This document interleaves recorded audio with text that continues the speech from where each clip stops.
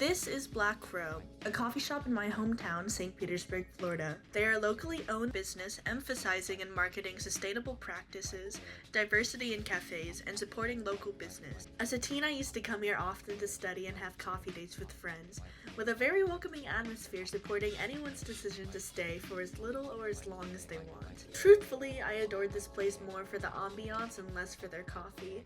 While I believe they made quality drinks, I didn't go specifically because I was craving their brews. However, I still found this to be a sweet place and I felt like I was still being involved in a healthy and sustainable business. And with their strong marketing for zero waste and supporting small business, I had every reason to believe I was supporting ethical coffee, which brought me to choose their beans over other cafes I like.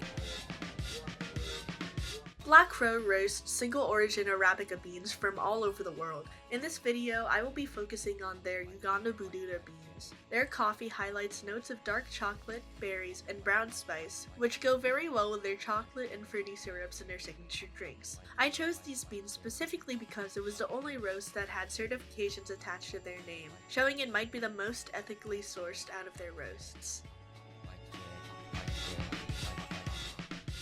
Compared to other African countries, Uganda is relatively new to growing coffee. However, it's become a top exporter for specialty coffees today.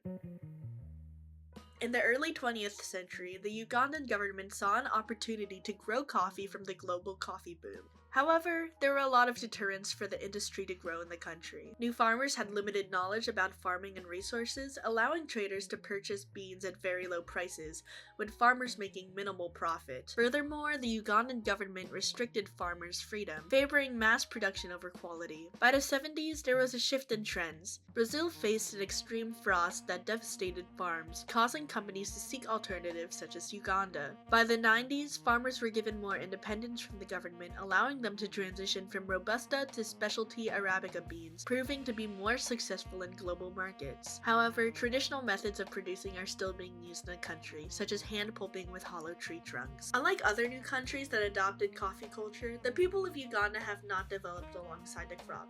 Instead, up to 80% of their produce is exported and less than 4% is consumed by citizens. Meanwhile, coffee consumption only continues to grow in America. Since the 1700s, coffee houses were a popular space for intellectuals, writers, and political thinkers to gather and discuss political discourse.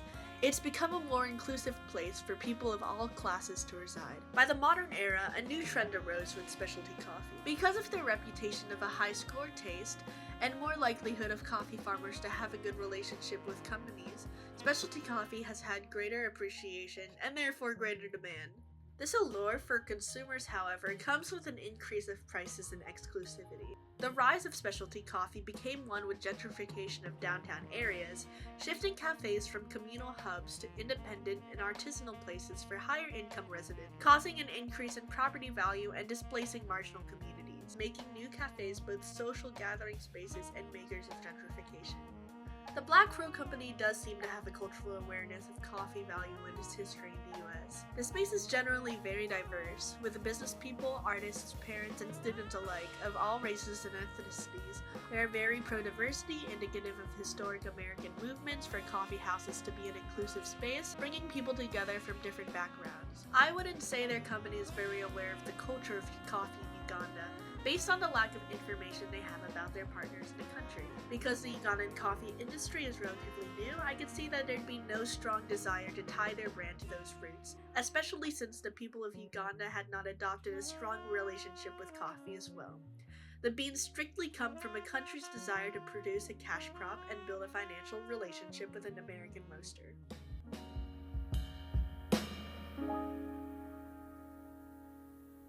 According to their website, their coffee comes from the Bududa district of Mount Elgon in Uganda. All their coffee is hand-picked and hand-pulped the same day it's harvested. They then ferment the fruit overnight in small basins. The beans are washed and dried twice, first by drip dyeing on raised trays, then sun-dried on tarpaulins.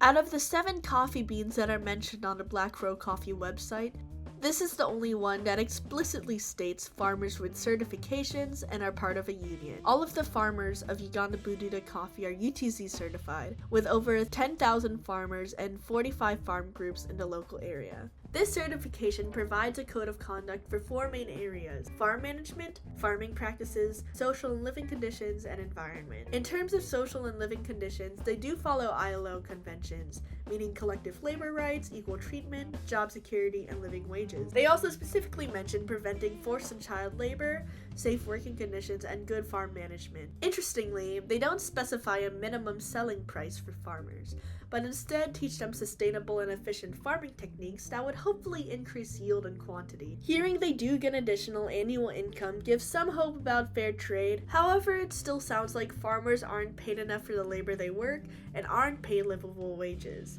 It's also important to note that UTZ has merged with the Rainforest Alliance in 2020, meaning they're operating under their mission. The Rainforest Alliance, according to Ethical Consumer, commits much less regulation on tackling poverty and labor practices as they do with other standards, with The Guardian publishing an article criticizing labor exploitation and concealment of undocumented workers. Furthermore, a German article states that these companies are more likely to hire child labor than non-certified groups. With the merger of UTZ, it may mean that there's more consideration for environmental practices for Rainforest Alliance, along with previously stated labor practices, but it could also mean that they're focusing less on UTZ certified standards over the parent company of the Rainforest Alliance.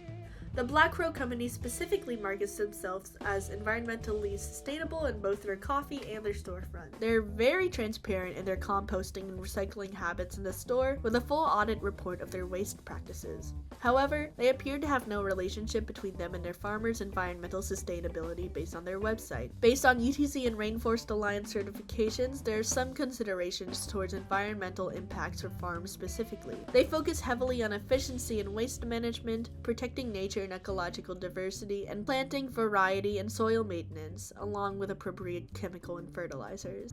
I'd say these stipulations are vague and don't make very clear statements in a way that they would be focusing on these issues and researching the effectiveness of their practice. They also exclude sweeping regulations that have found to be very beneficial for the environment, including implementation of native shade trees. However, they do take more strides in certifying environmentally friendly and efficient farms, increasing farm management while also providing better conditions. Overall, I'd say their coffee grounds are very sustainable and make the most considerations for sustainability in this category.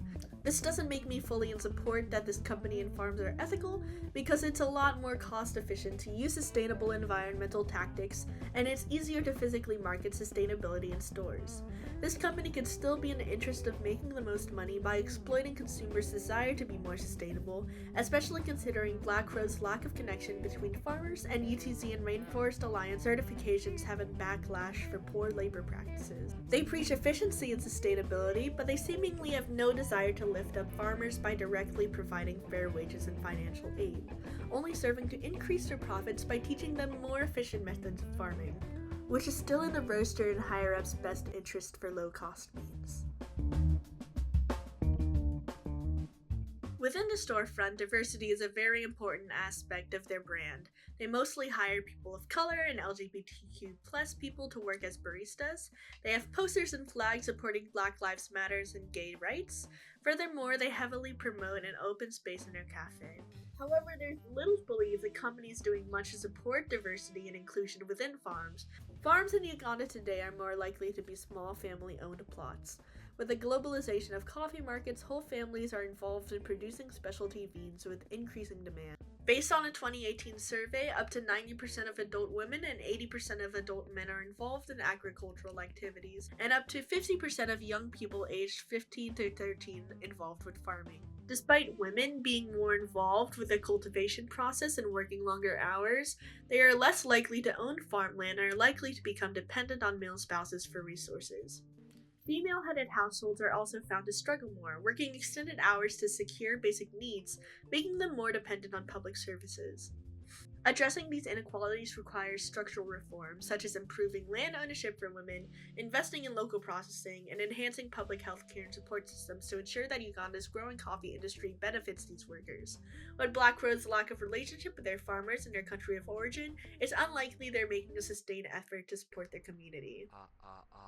聞こえました。聞こえました。マイクです。Simply put, Rawls' theory of justice defines fairness as all citizens having equal basic liberties and freedoms, and that if there are inequalities, it should be solely to uplift those in society that are struggling the most. Basically, equals should be treated equally and unequals unequally. Under this principle, fairness would mean farmers aren't only increasing productivity for the good of the company and the greatest number of people, but they're actually able to improve their economic status to be closer in level to higher up workers. Furthermore, companies would be prioritizing transparency for both consumers and farmers, promoting fair wages and directly supporting them, and ensuring fair trade practices, making sure farmers have a voice in negotiations. Under this ethical framework, we can't say that Uganda Bududa Coffee from Black Crow is ethical.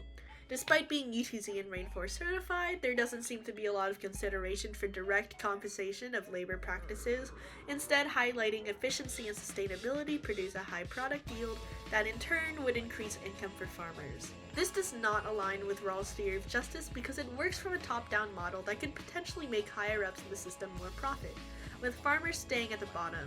We wouldn't know if the company is genuinely considering justice for farmers when they lack transparency and involvement with them. This ethical framework highlights actions that aim to maximize overall happiness of the entire system. They prefer a business model that would produce the greatest amount of happiness amongst the greatest number of people equally, while minimizing discomfort of unhappiness for the most people. With Black Crow Coffee, they do have some business practices that promote happiness, including environmental sustainability and consumer satisfaction with the marketing of ethical coffee, and welcome diverse social environments within their cafe. Furthermore, they have strong economic benefits with working with these certifications, since they ensure that they've increased efficiency and productivity, causing longer yields and profits. This satisfaction in this case comes from farmer insecurity. There's also a lack of transparency in the company with speculations that the workers are being exploited, and lack of knowledge about annual premiums that farmers negotiate with roasters like Black Crow. Overall, a utilitarian framework would presume that there's more overall happiness than suffering based on the information we have. Although farmers are suffering and consumers are being misled by certifications that they're buying quality product, we can still argue that this company is ethical, since they've ensured benefits that farmers would get some income boost with educational techniques and higher yields. They're making efforts toward environmental sustainability.